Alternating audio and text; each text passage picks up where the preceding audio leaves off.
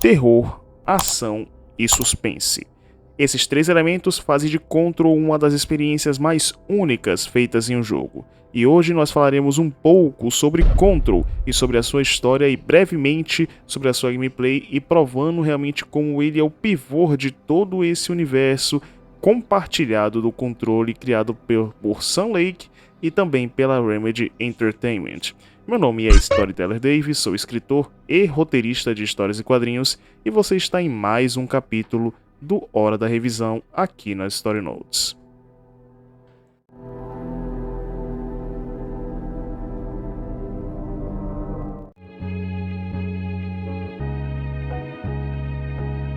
E atenção, se liga aí que é hora da revisão.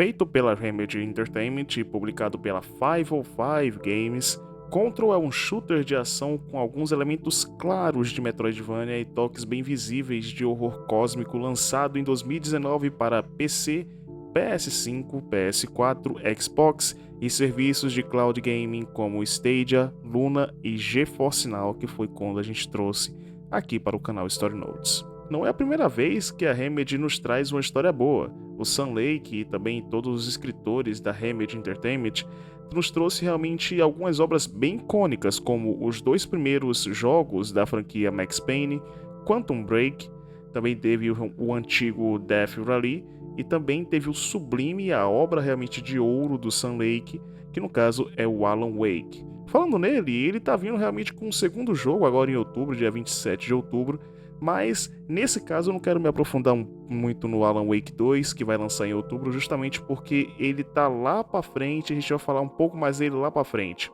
Por enquanto a gente vai focar mais em Control. Em Control nós jogamos com Jess Faden, uma mulher cautelosa e observadora e de comentários bastante sinceros, de 28 anos, que basicamente se tornou uma andarilha e passou por todos os locais dos Estados Unidos em busca de respostas para o desaparecimento do seu irmão mais novo, o Dylan Faden. Na infância, na cidade fictícia de Ordinary, no Maine, em um aterro sanitário, aconteceu um incidente sobrenatural que afetou tanto ela quanto seu irmão. Horas depois, uma equipe de agentes governamentais recolheu o item que causou esse acidente e, consequentemente, o seu irmão. Desde então, ela está em busca dele, seguindo várias pistas por todo o país. Seguindo essas pistas, ela chegaria em Nova York, e essas pistas elas levam basicamente a um único lugar dentro de toda Nova York, que no caso é o Departamento Federal de Controle. Mal sabendo ela que, ao entrar nesse departamento, ela iria não encontrar só as respostas para o seu irmão, mas também outras coisas que estão além da compreensão humana. A principal queixa que falam sobre Control é que a história é muito complicada e que ela é difícil de entender.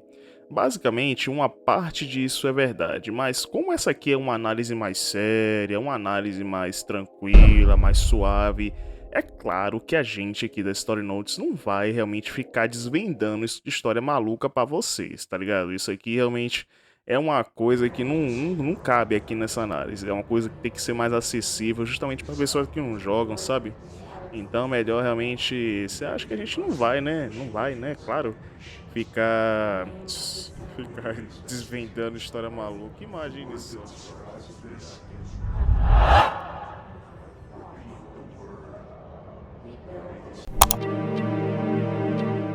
A principal crítica em relação à história de Control é que ela não é tão clara e que, assim como a sua gameplay, ela é difícil de entender. Basicamente, uma parte dessa afirmação está certa, mas como um escritor, eu tenho um lema para esse tipo de história que não existe história hoje que não possa ser desvendada. Então, a gente vai desvendar a história de Control e a primeira parte, o primeiro caminho que a gente vai percorrer para desvendar essa história é através da sua base, da sua fundação, do cenário dessa história. Toda a história de Control se passa no Departamento Federal de Controle. Esse lugar ele é dividido por 2 prédios. O primeiro prédio é o próprio departamento, que tem 5 andares e 2 subsolos, e ele é dividido basicamente em vários setores, em 5 setores. O primeiro setor é o setor executivo, que é aquele setor onde a gente vê uma pirâmide enorme, uma pirâmide negra enorme apontando para o centro, certo? Ali é o setor executivo, é o setor fincado na vida real mesmo, não é realmente um setor que a gente possa utilizar poderes em todos os lugares. Quando chega ali na parte da pirâmide ou na parte realmente da sala do diretor, a gente não pode utilizar poderes, é um lugar que é conectado bastante com o mundo real, por isso que ele é a entrada no caso, certo? E de fato é onde a gente começa o jogo, é o primeiro local que a gente liberta do ruído, é o setor executivo. Depois nós temos o setor de manutenção, que é autoexplicativo, é a manutenção do prédio. Depois nós temos o setor de pesquisa, que estuda temas sobrenaturais e desenvolve armas para Jesse e também para os outros soldados do departamento.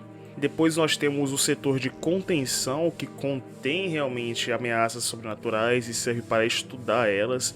Basicamente essas ameaças elas são conscientes, algumas são ressonâncias, então elas ficam no setor de contenção justamente para o estudo do setor de pesquisa. Então quando o setor de pesquisa ele ordena prender uma pessoa, eles jogam para o setor de contenção para que ela sirva para estudo do departamento. E geralmente é uma das piores ameaças do universo que eles guardam lá, velho. Eu nunca entendi realmente a função desse setor. E por último nós temos o setor de investigação. O setor de investigação é onde move equipes para lugares do mundo que estão acontecendo eventos sobrenaturais. Então vamos supor que no Arizona está acontecendo alguma coisa. Então primeiro vai uma parte da equipe de investigação, certo? Junto com alguns soldados, e depois vai realmente a equipe de contenção junto com o setor de investigação para prender aquela ameaça. Geralmente funciona assim, funcionou assim para a Jesse e funcionou realmente para outras criaturas que existem lá. Cada setor ele tem a sua função e o seu tema, entretanto todos eles estão interligados ao seu segundo prédio. Esse que é chamado de a casa mais antiga ou The Oldest House. Esse que não é um local propriamente dito, pois por mais que uma pessoa do alto de Nova York o veja ele totalmente claro, né, ele é o que o departamento chama de local de poder. Em uma explicação rápida, locais de poder são como totens que têm um corpo físico no mundo real, mas são totens que estão dentro do plano astral. Plano astral esse que é uma dimensão instável, altamente perigosa, que apenas pessoas autorizadas do governo dos Estados Unidos têm acesso, além do próprio governo. E eu sei o que você está pensando quando eu falei realmente essa última parte, viu? Logo quem tem acesso a essa porra desse conteúdo tão perigoso? Logo quem, né? Logo qual governo tem acesso a essa porra? O departamento e a casa mais antiga são literalmente um só. A gravidade funciona diferente, o tempo é algo tão pequeno que chega a ser engraçado levando em conta as preocupações do mundo real, e os perigos dentro do departamento são bizarramente assustadores. Por si só, o departamento ele não seria um local habitável para humanos, que dirá um local de trabalho para vários deles. Entretanto, tem um elemento chave que mantém todo mundo respirando, e o nome dele é o Conselho. O Conselho ele se apresenta como mas são várias. Então, por decisões narrativas e até para respeitar realmente o personagem em si, porque o Conselho é um personagem, estaria apresentando eles como uma unidade ou como a unidade, certo? O Conselho ela é essa unidade de entidades paranormais sem corpo físico, mas que manifestam na maioria das vezes no formato de uma pirâmide de cabeça para baixo, e que tem uma outra ponta abaixo do departamento que é chamada de prego, que é onde conecta essa pirâmide. Ela não anda conectada, certo? A pirâmide não é conectada ao prego, mas o prego fica realmente nesse totem do plano astral na fundação, e acima fica realmente a pirâmide lá no setor executivo, como uma forma realmente de fazer algo meio metafórico, né? de conexão ao humano, ao sobrenatural. Então, de fato, realmente, essa pirâmide ela significa essa conexão, de fato, entre o plano astral, as entidades paranormais e, de fato, o conselho que é formado por humanos, o conselho não, e o departamento que é formado por humanos e tal, e por vários diretores que passam pela aprovação do conselho. Então tem realmente esse processo seletivo, né, vamos dizer assim, que passa realmente pela aprovação do conselho. Todos os diretores eles passam pela aprovação do conselho e realmente eles ditam realmente as regras e fazem realmente essa conexão com o mundo humano dar certo com essas trocas de diretores e esses métodos, né, de estar comandando a antiga casa e também o departamento, mesmo que pelas sombras. Na maioria das vezes, o conselho eles se comunicam com palavras-chave, e isso é bem engraçado realmente em algumas partes, principalmente lá no The Foundation, né, a DLC, a primeira expansão de Control The Foundation ou a Fundação. É bem engraçado realmente que eles deixam escapar algumas emoções e fica muito legal realmente com a interação com a Jessie. Por mais que o conselho ele dê a palavra final, eles têm alguns humanos que respondem pela vontade do conselho. Essa que no caso são a direção do departamento e os diretores do departamento. O primeiro diretor registrado nos registros do departamento foi o Theodore Ashe. Theodore, que na sua época estabeleceu algumas bases que nós utilizamos até hoje, que nós vemos até hoje no departamento de controle. Uma dessas bases, ela se chama de Ashe Act, que é uma lei interna que estabelece tratativas divergentes entre humanos, entidades e itens paranormais. Antes não tinha muita diferença, as pessoas se arriscavam em universos sobrenaturais, em universos paranormais, e era assim mesmo, tipo, quem foi realmente pra fundação, foda-se, tá ligado? Tipo, ninguém mandou ele lá, sabe, tá cumprindo ordens. Aí o Ashe Act ele estabeleceu realmente barreiras entre direitos humanos dentro realmente do departamento e estabeleceu essas divisões entre humanos, entidades e paranormais, itens paranormais no caso. Em 1964 saiu Theodore Ashe por motivos desconhecidos e veio Broderick Northmore, que segundo os arquivos é o diretor mais imprudente do departamento. Ele ficou conhecido por lançar trabalhadores para lugares inóspitos e sem saída, que é basicamente uma colisão astral entre o plano astral, o departamento e todos eles. Ele ficou conhecido realmente por realmente regredir na Ashe Act e ignorava chamados, violava a Ashe Act e outros mais, mas ele tinha uma certa proteção do conselho para fazer isso, certo? Segundo os arquivos que foram encontrados e que eu consegui encontrar jogando tanto o Foundation quanto o AWE, de fato ele tinha uma proteção, algo que realmente blindava ele dos erros que ele cometia. Então, meio que o conselho passava pano para as merdas do Northmore, mas ainda assim aconteceu muita coisa e muito trabalhador morreu na mão do senhorzinho lá, do Northmore, e de fato realmente teve muita regressão em relação à Ashe Act. A Ashe Act, ela trouxe muito trabalhador, mas quando o Northmore veio, ele regrediu, no caso. Então, houve muita merda, o conselho passou pano e, de fato, ele acabou desaparecendo no final do seu mandato como diretor. Mas ninguém sabe o motivo do seu desaparecimento, só sabe que ele evaporou, tomou chá de sumiço. Mas ainda assim ficou essa marca de Northmore para todo o legado realmente do departamento, tanto que até hoje no Foundation, vocês vão ver isso depois, lá para 2024, no caso, janeiro de 2024, vocês vão ver realmente o que aconteceu com realmente o departamento nas mãos do Northmore, já que lá em Foundation a gente vê muitos documentos que mostram os erros e as decisões erradas de Northmore, principalmente em relação a um chefe de pesquisa que ele também tinha na sua equipe.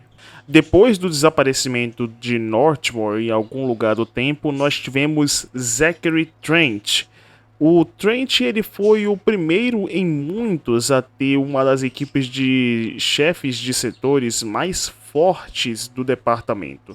nós tivemos alguns nomes, tivemos a Ellen Marshall, que no caso realmente era a chefe de segurança do departamento e ela era uma ex-agente da CIA, ou seja, a menina era barra pesada, tanto que quando a gente encontra ela, a primeira coisa que Jesse diz é que ela vai ser a coisa mais difícil de se encontrar, porque, meu irmão, ela era difícil. E uma das pessoas mais inteligentes também que estava na equipe do Trent se chama Casper Darling, que no caso foi realmente quem inventou, né, alguns das maiores bugigangas que nós temos hoje, né, como a Hotline Chamber, né, que no caso é a linha direta, e também a arma de serviço que nós utilizamos como arma no jogo. Então é uma invenção do Casper Darling também. E também temos a Hotline Chamber que serve realmente como uma conexão entre pessoas mortas e também diretamente o conselho ou também para entidades extra paranormais no caso. Entretanto, o Trent ele não ficou só marcado realmente pela sua equipe maravilhosa que ele tinha no departamento. Uma das coisas que Trent fez foi o que causou a existência dessa história, que no caso realmente ele acabou liberando, sendo induzido a liberar, vamos colocar assim, certo? Ele foi induzido a liberar uma das maiores ameaças que já foram vistas realmente dentro do Departamento Federal de Controle. Essa, que no caso é a ameaça chamada de O Ruído.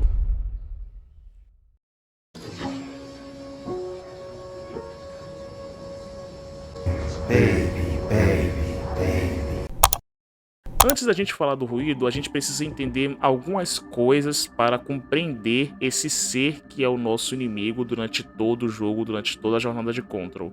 E esses 3 itens são itens alterados, eventos alterados e objetos de poder.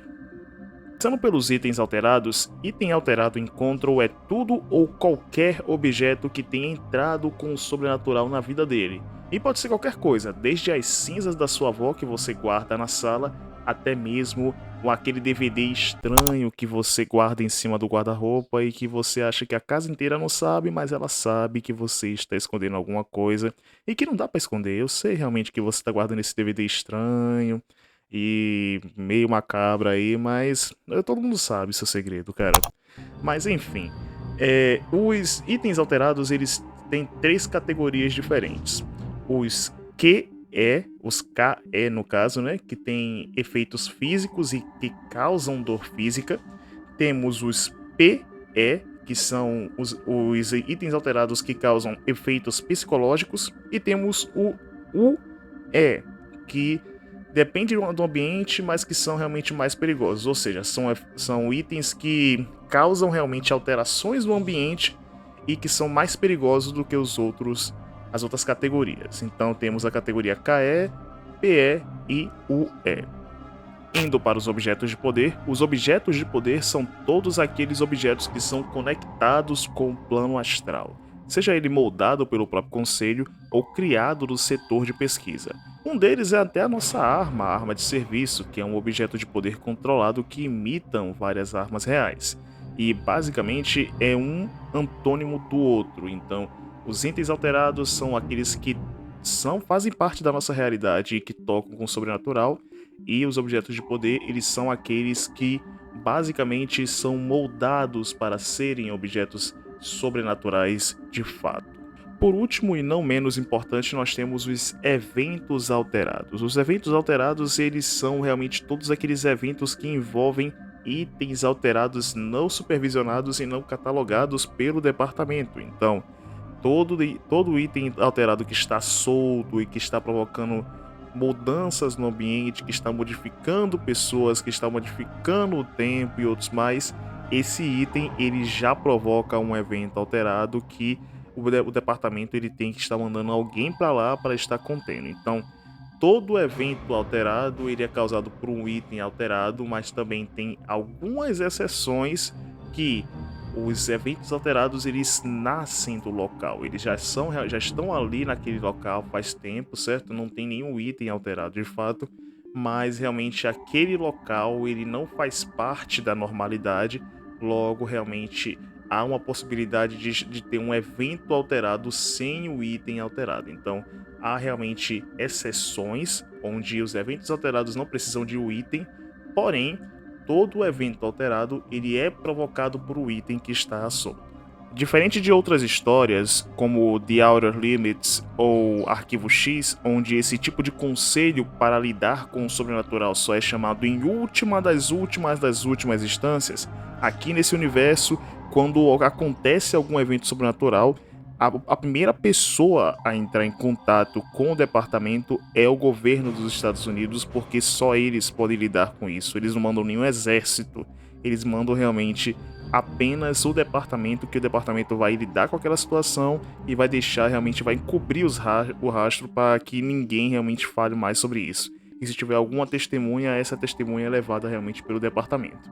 Sabendo disso, como é que a gente define o ruído? O ruído, ele, em termos científicos, ele pode ser definido como uma ressonância interdimensional, ou seja, ele é uma ressonância, ele não tem realmente um corpo físico, ele afeta realmente antenas de rádio, sinais de Wi-Fi, antenas infravermelho e tal, só que ele caminha entre dimensões propostas para ele. Mas em termos do próprio departamento, ele é um item alterado de categoria UE, que altera o ambiente e que são mais perigosos, pois eles afetam tanto o físico quanto o psicológico do hospedeiro, podendo possuir ele e usar realmente para outros intuitos. O ruído, ele não é um ser, por mais que ele tenha realmente essas características, ele não é um ser muito inteligente. Ele tem sua própria inteligência, mas ele é focado muito mais na violência dos seus ataques. Então ele possui com muita violência e ele literalmente destrói o corpo da pessoa por dentro. Então, tanto que a Jessie, ela mata as pessoas que são possuídas pelo ruído sem remorso nenhum, porque aquelas pessoas já estão mortas. Tanto que na missão, Sr. Tomassi, que é uma missão bem depois do jogo, ele é uma missão que envolve a Pope, que envolve o Tomassi, que é realmente aquele primeiro chefão que a gente se depara no jogo. Ele volta depois, certo?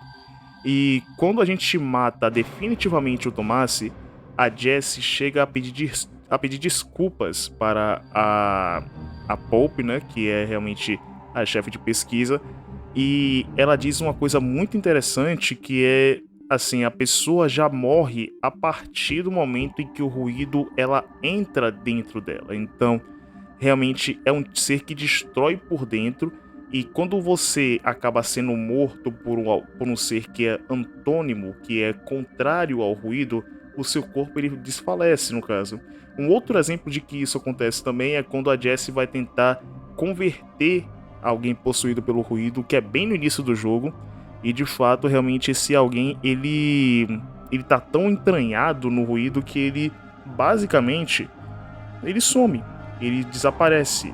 Não tem realmente mais volta quando alguém se converte do ruído. Ah, Davi, mas tem realmente a tomada, que é quando você converte as pessoas, você vai lá, quando o cara tá com a saúde baixa, você vai lá e dá a bênção, né? Eu chamo de bênção, mas o nome do golpe é tomada. Você realmente dá a tomada e ele realmente volta a te ajudar, ele volta com a barrinha azul. Mas ainda assim aquilo ali não converte ele do ruído, ele ainda é um ser do ruído. E se você perceber bem, quando você converte um ser do ruído, ele tem a vida ali drenada. Então ele tem um tempo limitado, que ele não fica realmente do mal, né? Ele fica fora do ruído, mas o corpo dele já tá tão entranhado que ele explode, ele colapsa, ele morre. E infelizmente realmente é isso, a pessoa já tá morta quando é possuída pelo ruído. Assim como a escuridão dentro de Alan Wake, a gente não sabe realmente a origem do ruído dentro de Control. A gente não sabe o que ele era antes, certo? E basicamente a gente não sabe de onde ele veio, de onde ele estava, o que ele estava fazendo, no caso, de onde surgiu essa entidade. A gente sabe que ele veio do espaço. Algumas notas ele deixam bem claro, certo? Que ele veio do espaço. É uma entidade cósmica, é uma entidade sobrenatural, uma ressonância sobrenatural cósmica, ou seja, tem um toque de Lovecraft aí em cima, só que a gente não sabe a origem dele, tanto quanto a gente não sabe a origem da escuridão em Alan Wake. Entretanto, em algumas notas eles deixam claro que ele fazia parte de uma coletânea, de uma prisão de monstros interdimensionais, né? Então existiam várias dimensões e existia um monstro dessas dimensões. O ruído estava entre esses monstros e tudo isso estava contido em um item alterado de categoria baixa inicialmente, que era um projetor de slides. Falando em projetor de slides, a gente está lembrando um pouco da origem da nossa protagonista, né? Então, por que a gente não passa realmente a falar um pouco mais da origem da nossa Jessie? Em 30 de agosto de 2002, duas crianças encontraram um objeto de poder descartado em um lixão. Esse objeto de poder era um projetor de slides criado na década de 50 por uma companhia chamada Pepani Company, que foi criado originalmente para comportar mais de 30 slides e ser utilizado para filmes e fotos. Agora o projetor ele tinha vários slides e cada slide abria para um portal com várias dimensões após realmente sofrer alguns eventos sobrenaturais. Essas crianças que encontraram o projetor, elas são os irmãos Jesse e Dylan Faden. Eles usaram o objeto de poder como um suposto brinquedo e começaram a viajar entre as dimensões. Segundo os registros, nós temos poucos registros dos usos deles, certo? Mas temos alguns que podem dar uma noção de como eram as dimensões e o que aconteceu em cada uma delas. A primeira dimensão encontrada se chamava Casa. A casa era enfeitada com papéis de parede sujos e uma prateleira infinita cheia de bonecas sem vida que o seguiam com os olhos. Segundo os relatos, essa foi a primeira dimensão encontrada por Jesse e Dylan, e elas utilizavam como um lugar secreto para brincar e esconder algumas coisas da sua própria realidade. A segunda dimensão se chamava Prado. Prado era um terreno baldio tomado por vegetações e com um perfume muito forte de flores. As únicas coisas que tinham nesse local, além de carros velhos e produtos enferrujados, eram um barraco desajeitado e uma linha telefônica ativa. Segundo os relatos de Jesse, novamente, quando eles descobriram o Prado, alguns valentões de Dylan lá do colégio dele os seguiram até onde eles guardavam o projetor e entraram logo depois deles para dentro do Prado. Quando eles os encontraram, eles perturbaram tanto Jesse quanto Dylan e mexeram na linha telefônica dentro do barraco. Entretanto, ao fazer isso, um deles foi transformado instantaneamente em um cachorro, e com medo, os outros saíram de lá. Esse incidente deixou claro que tanto o barraco quanto a linha telefônica era uma criatura consciente e viva e que estava morando no Prado, mas por algum motivo ela era pacífica com os irmãos e, nas vezes que até mesmo eles mexeram na linha telefônica e no barraco, não aconteceu nada com eles. Porém, quando aconteceu realmente de uma outra pessoa tocar nessa criatura, aconteceu realmente essa modificação de plano astral. Templo. Templo é uma estrutura de concreto bem semelhante ao armazém e ao plano astral. Lá reside uma criatura chamada de Não-Mãe ou Anti-Mãe. Nessa situação, segundo os registros, os valentões haviam voltado para se vingar do que aconteceu lá em Prado, mas a Anti-Mãe, melhor dizendo, os atacou violentamente, sendo tão assustador e um ataque tão violento que assustou tanto Jesse quanto Dylan. Para acalmá-los, a Anti-Mãe deu uma bebida semelhante a leite e mandou realmente eles irem embora. Entretanto, os corpos que ficaram realmente desses valentões ficaram lá e se juntaram ao concreto de todo aquele local. Dava realmente para entender, realmente, depois desses relatos, de que todo aquele concreto eram pessoas que foram derretidas, mas acredito que não, já que o próprio plano astral ele tem seu próprio material também semelhante a concreto e não tem nenhum registro dizendo que são humanos derretidos. Entretanto, nessa situação em específico, quando a Não-Mãe os derreteu e fez realmente esse ataque violento contra eles, segundo alguns registros dentro do jogo, parece que esses corpos se fundiram ao concreto. Então foi realmente um acontecimento, uma exceção, certo? Dentro do materialismo do plano astral, mas não dá para confirmar, realmente bater o martelo dizendo que todos os seres humanos foram transformados em concretos dentro do plano astral. Mão ou hand. Hand é uma região vasta, desértica, de areia vermelha, composta por 5 pilares que lembram uma mão aberta para cima. Desse slide saiu a primeira criatura, essa chamada de Hedron, que entrou em contato com Jessie, mas fugiu assim que encontrou a saída para o projetor de slides, ou seja, ela ficou um bom tempo vagando pelo nosso mundo, mas uma parte dessa criatura entrou em Jessie, basicamente uns 50% dela entrou em Jessie e os outros 50% escapou pelo mundo. Essa criatura depois ela foi capturada junto com Dylan e também o projetor de slides pelo departamento, e o que se sabe também, Jessie ela foi sozinha para esse local, certo? Então por isso que o 50% da criatura foi para ela, mas realmente é o que aconteceu. Essa região chamada Mão, ela tinha realmente essa criatura e metade dela foi para Jessie, enquanto essa outra metade ficou vagando pelo mundo até ser capturada pelo próprio departamento. Vale lembrar que em encontro a gente teve um deslumbre da Hand, ou Mão, quando entramos na sala dos projetores, ou então na sala especial para o projetor de slides de Ordinary. Então a gente tem realmente um pequeno deslumbre quando a gente chega perto do projetor de slides, ou então de onde ele foi realmente exibido. Eu acho que tem uma foto aí para mostrar para vocês. E aí nesse caso a gente tem esse deslumbre da Hand para saber realmente como é que ela era antigamente. E outra, tem até resquícios da Hand durante a DLC A Fundação, já que vários lugares da Fundação estão tomadas por essa areia vermelha. A gente não sabe realmente de onde veio, mas após a gente saber realmente dessa região chamada Hand, dá para entender que um pouco dela também invadiu o departamento quando ela foi capturada pelo departamento de controle. Sem nome. Era uma dimensão vazia, escura, mas que, segundo alguns registros, era onde habitava o ruído. Ela ainda não foi visitada, mas era uma dimensão que era bem à parte e se passava bem depois da dimensão Mão. Então, se você saísse da dimensão Mão e fosse para outra dimensão, era lá que você iria cair. Por mais que tenham ocorridos em relação a Não-Mãe e todas as ações e ocorridos que aconteceram no Prado, apenas o fato de Jessie e Dylan terem ligado o projetor e terem navegado entre as dimensões causou mudanças na cidade de Ordinary, o que forçou o governo a convocar o Departamento Federal do Controle. Vendo que seria pega, Jessie queimou todos os slides que ela conseguia.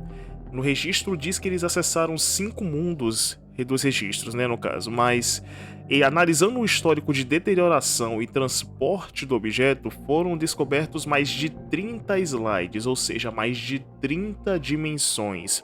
Todos eles estavam dentro do projetor e Jessie queimou a maioria deles, fechando o portal para várias dimensões e possíveis dimensões de estudo do departamento de controle. Mesmo assim, o departamento cercou a cidade. Jessie conseguiu fugir, mas Dylan ficou para trás, e ele foi levado pelo departamento e lá, Dr. Casper Darling, sabendo do evento alterado de Ordinary e do potencial do item alterado que eles capturaram, decidiu estudar o Dylan num programa chamado Programa de Candidato Prioritário, onde é um campo de estudos feitos com possíveis candidatos a diretores do departamento ou possíveis armas a favor do departamento.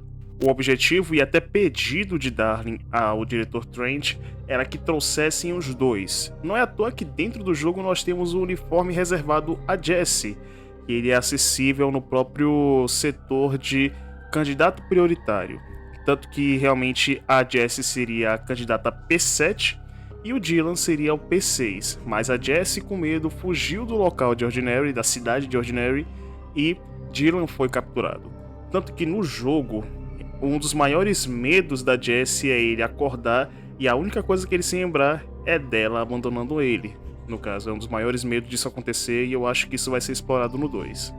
Sabendo de tudo isso, de todas essas informações do seu passado e também do departamento, é válido dizer que a história da Jessie é uma história de resgate. Ela vai lá para resgatar o seu irmão, mas se depara com um departamento prestes a colapsar com um plano astral, sem ninguém do comando para comandar e para colocar ordem na casa. E ela tem que colocar ordem na casa e também resgatar o seu irmão de uma ameaça dimensional que está dominando o departamento. Diferente do que a maioria diz, Control é uma história fácil e simples de se entender, mas como ela não narra ao jogador tudo o que ele precisa saber, a gente precisa ir atrás das informações, ela de fato, para algumas pessoas se torna realmente uma história difícil, afinal, nem tudo é narrado e explicado. Os diálogos são mais reativos, obrigando o jogador a ler e revisar os documentos se algo não fizer sentido. É bom até a gente chegar nessa discussão porque você não tem mais notas explicativas sobre o world building ou a origem dos personagens nos jogos atuais. Apenas as franquias mais orientais, como Armored Core, Parasite Eve e Final Fantasy, você vê esse tipo de coisa, mas nas franquias mais ocidentais tudo é narrado, tudo é dublado realmente para que o jogador não tenha mais a ânsia de procurar, de buscar documentos, de ficar explorando e tal, e buscar mais informações sobre aquele mundo que ele está explorando. E vale lembrar também que, por mais que eu concorde com a afirmação de que, de fato, os jogos eles não estão deixando mais os jogadores encontrarem a história, encontrarem coisas sobre o mundo que ele está jogando, né, está mais narrando e deixando tudo de mão beijada, vale lembrar que nem todas as mídias aceitam esse tipo de história. Na verdade, apenas os livros e os jogos se arriscam a ter uma história mais fragmentada, onde você tem que montar realmente seu próprio quebra-cabeças, no caso, sobre o que você está entendendo. E como eu sou um grande fã de acessibilidade e tal, eu pouco mesmo faço esse tipo de história, mas aqui eu gostei realmente bastante do que aconteceu, certo? De você estar indo buscar a história e de você realmente estar indo buscar as informações sobre aquele mundo no qual você está aprendendo pouco a pouco. O que é legal é que, como ela é uma história, como Control é uma história que está literalmente no meio do universo da Remedy, as ligações que ela tem com o Alan Wake 1, a DLC do Alan Wake 1, que é o American Nightmare, e também o Alan Wake 2 é muito interessante. Afinal, é basicamente, se você for resumir da forma mais grosseira possível, é apenas os Estados Unidos novamente tendo uma arma e um departamento com coisas nas quais eles não entendem e não têm controle, e isso realmente ameaçando a nossa realidade de forma absurda, e isso realmente acontecendo diversas vezes, já aconteceu diversas vezes em outras histórias, acontece de novo aqui, mas o Sun Lake, ele consegue fazer um trabalho bastante competente ao deixar esse perigo interessante e não ficar naquela de tipo, mais uma vez os Estados Unidos se metendo com coisas que eles não entendem e se fudendo por causa disso. Control é uma história muito boa, é uma experiência muito boa e a sua continuação depende muito do que vai acontecer em Alan Wake 2, já que os eventos da DLC de Alan Wake em Control terminam em mais um evento alterado acontecendo em Bright Falls, cidade do primeiro Alan Wake. Então, nada mais justo que o segundo jogo do Alan puxe realmente a carroça para um Control 2. E sobre Control 2, eu acho que o medo da Jessie vai se confirmar. Nós teremos um trama familiar bem pesado no segundo, que vai ser interessante. Eu não vou reclamar se tiver um trama familiar no meio da ação. E também acho que teremos um inimigo ao estilo do Ruído. Não sei se é a escuridão, mas eu acho que vai ter um inimigo parecido com o Ruído para ter mais inimigos de área e mais categorias de inimigos como foi com o Ruído. Acho que teremos realmente cidades e áreas mais abertas e áreas mais diferentes, assim como foi no Control 1.